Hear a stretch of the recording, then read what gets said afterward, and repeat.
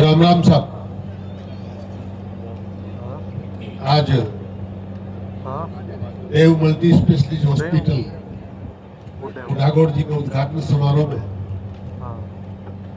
मंच पर विराजमान हैं। मेरे साथ में मुख्य अतिथि के रूप में यहाँ शिरकत करने आए हैं पिलानी के विधानसभा प्रत्याशी राजेश भैया जी, पूजनीय गुरु जी शास्त्री जी, हमारे काला साहब, नवलगढ़ की पूर्व चेयरमैन और भाई खत्री जी, और इस मंच पर विराजमान हमारे जेवरिया जी और अनेक सरपंचगण, दारा सिंह जी हैं, हमारे रोहतास जी हैं, चेयरमैन साहब विराजमान हैं, राजू जी हैं, अनेक लोग, बड़े बाजार साहब, नए नेताजी, कर्मचारी यूनियन के बन के आए हैं, इनके लिए भी बहुत बहुत बधाई। भाई राजू जी हैं, हमारे सरपंच साहब हैं। इस सम्मानित मंच के समक्ष विराजमान आदर के योग्य मेरे बुजुर्गगण, नौजवान दोस्तों, मातृशक्ति और सबसे ज्यादा जिनको मैं यहाँ सम्मानित करूं, डॉक्टर देवटिया, जिन्होंने इस मुहिम में अपने आप को जोड़कर जुड़ा के लोगों के स्वास्थ्य की चिंता करते हुए हम सब लोगों को आमंत्रित किया है। डॉक्टर साहब का बहुत बहुत धन्यवाद ज्ञापित करना चाहता हूं और पूरे देवटिया परिवार को बहुत बहुत धन्यवाद ज्ञापित करना चाहता हूं कि आपने इतना ऐतिहासिक काम भारतीय जनता पार्टी की सरकार के मंशा के अनुरूप, राजस्थान के यशस्वी मुख्यमंत्री माननीय भजन लाल जी के मंशा के अनुरूप आपने राइजिंग राजस्थान का जो सपना सरकार का था उसको मूर्त रूप देकर आपने पूरी शेखावाटी का नाम रोशन किया। इसके लिए मैं आपको बहुत बहुत धन्यवाद ज्ञापित करना चाहता हूं। भाई राकेश देवटिया तो मल्टी टैलेंटेड आदमी है ही। इस अस्पताल के नाम में कितनी बातें छुपी आपको पता है?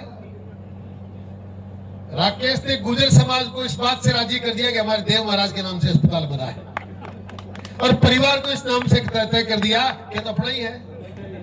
किसको गोली दी है मैं नहीं बता सकता, लेकिन है मल्टी टैलेंटेड आदमी इसमें वाकई। भाई राकेश जी, आपको बहुत बहुत धन्यवाद ज्ञापित करना चाहता हूँ। कल मुझसे कहते चिंता मत करो भाई साहब, आप दोनों मिलके चलेंगे। मैंने कहा मैं तो बरसों से इंतजार कर रहा हूँ, मेरे भाई किस दिन तू कंधा मिलाएगा, मुझे तो इस बात की जरूरत है। मैं पूरे क्षेत्र के लोगों से निवेदन करना चाहता हूं और बताना चाहता हूं कि ये राइजिंग राजस्थान क्या है। लोग बाग, जो लोग हमसे सहमत नहीं, जो हमारी विचारधारा से सहमत नहीं, वो लोग कहते हैं सरकार लूट रही है, सरकार खसोट रही है। ये देव मल्टी स्पेशलिटी हॉस्पिटल मूर्त रूप जिसका हुआ है, जो आपके सामने भव्य भवन बनकर तैयार हुआ है, ये इस बात का सबूत है कि राइजिंग राजस्थान किस चीज का नाम है। राइजिंग राजस्थान के एमओयू के बाद जो लोग, आप कोई जरूरी अस्पताल ही बनाए, आप कोई भी छोटा मोटा काम करने के लिए सरकार जमीन उपलब्ध करवाती है, सरकार कर्ज उपलब्ध करवाती है, सरकार पूरा सहयोग आपको देती है। इस बात के लिए देवटिया जी, राकेश जी और डॉक्टर साहब बताएंगे कि वाकई सरकार का जो सपना इन्होंने पूरा किया, इसके लिए सरकार कितनी मदद करने जा रही है। राजस्थान को आत्मनिर्भर बनाने के लिए राजस्थान की सर्ववर्तमान सरकार बिजली के मामले में राजस्थान हिंदुस्तान का तीसरे चौथे नंबर का प्रांत बनने जा रहा है। आने वाले मात्र 1 साल के अंदर अंदर राजस्थान में ये विधानसभा उदयपुर वाटी या 24 घंटे बिजली की सप्लाई होगी। मेरा दावा है आपसे, जो राजस्थान की राइजिंग जो सरकार का जो सपना है, ये इस बात का सबूत है। दिन में बिजली होगी, किसान को दिन में बिजली मिलेगी। देश के आजाद होने के बाद आज तक कोई सरकार नहीं बनी तो किसान को दिन में बिजली सप्लाई कर दे। आने वाली 1 साल के बाद 2027 में पूरी विधानसभा में दिन में किसान को बिजली मिलेगी। मैं आपको बताना चाहता हूं, जगह जगह सोलर प्लांट लग रहे, बिजली के उत्पादन बढ़ रहे। राइजिंग राजस्थान के माध्यम से सरकार लगातार नए नवाचार करके इस प्रकार के नौजवान युवाओं को, जो अपने आप को उद्यमी बनाकर स्थापित समाज में करना चाहते हैं, उनको सहयोग कर रही है। स्कूल और चिकित्सा और स्वास्थ्य की चिंता, मैं आपको दावे के साथ कह सकता हूं कि बिजली जो किसान के लिए अहम जरूरत है, पहली बार उदयपुर वाटी विधानसभा में 132 केवी का जीएसएस हाउस 3 में स्थापित होने जा रहा है। उसके बाद इस विधानसभा में आपके यहाँ कभी 1 सेकंड का भी फॉल्ट नहीं आएगा। ये बिजली के मामले में आत्मनिर्भरता है। स्कूलों के मामले में आप देख रहे हैं, महात्मा गांधी स्कूलें बन रही है, सीनियर सेकेंडरी स्कूलें बन रही है, अंग्रेजी के माध्यम से बच्चों को पढ़ा रहे हैं। और लगातार हमारे शिक्षा मंत्री महोदय मदन दिलावर जी निजी स्कूलों की तरह वो बसंत लाल जी और दोनों बैठे बैठे मेरी तरफ देख रहे हैं, उनको तय कर दिया है कि जिस प्रकार निजी विद्यालयों के अंदर लोग बच्चों को प्रोत्साहित करने के लिए साफे पहना रहे हैं, उनका मान सम्मान कर रहे हैं, उनकी रैलियां निकाल रही है हमारी सरकार कि यहाँ पढ़ने वाले सरकारी स्कूलों में पढ़ने वाले बच्चों को भी मोटिवेट किया जाए, प्रोत्साहित किया जाए और नामांकन बढ़ाया जाए। यही तो होगा कि गरीब जरूरतमंद किसान के बच्चे जब सरकारी स्कूलों में पढ़ेंगे और वो भी टैलेंटेड बच्चे बनेंगे, क्योंकि सरकार की मंशा है इस प्रकार। इतना ही नहीं, लगातार सड़कों का मामला हो, बिजली का मामला हो, पानी का मामला हो, 30, 35, 40 साल से तो लगातार आप और मेरी उम्र के लोग सुनते आ रहे। आज सांसद महोदय नहर का उद्घाटन कर रहे हैं, कभी चूड़ीना में कहां लगाए भैया जी, चूड़ीना में, कलवा में, दुनिया भर के पत्थर लगाते लगाते खुद चले गए, पानी की बूंद नहीं आई। ये उदयपुर वाटी के अंदर इस बुढ़ा विधानसभा में आपके सामने 10,000 करोड़ रुपए का पानी कुंभालिप का पीने का पानी का आपका संपर्क साकार हो रहा है।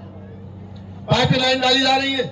हमने 3 साल का वादा किया था, मात्र 1 साल के अंदर घर घर में नल के माध्यम से जल पहुंचाने का वाद सपना जो हमने आपको दिखाया था चुनाव से पहले, हम उसको साकार रूप देने जा रहे हैं। सरकार ने जितने राजस्थान की सरकार ने वादे किए, सड़कों का जाल बिछ रहा है, नए नए हाईवे बन रहे हैं, गुड़ा के जैसे बाईपास जिन लोगों ने इधर उधर घुमा घुमा के कर दिया, मैं उनको सबको सीधा करा के जनता की सहूलियत के अनुसार हम काम करने जा रहे हैं। मैं आपको एक विश्वास दिलाना चाहता हूं, जैसा दैया जी भी कह रहे थे कि भारत माता की जय क्यों बोलनी चाहिए, मैं आपसे मात्र इतना कहना चाहता हूं, इस मां भारती के रूप पूत है, इस धरती पर जन्म लेने वालों की माता है, धरती माता है, और इस माता को माता का रूप देकर, चाहे गौ माता की सेवा हो, चाहे धरती माता की सेवा हो, चाहे जनता माता की सेवा हो, चाहे बस्ती माता की सेवा हो, हम दिन रात ये सपना लेकर आपके बीच में आए, लगातार आपके बीच में रहकर, क्योंकि कुछ लोग कई बार चर्चाएं करते हैं, कोई हार गया, कोई जीत गया।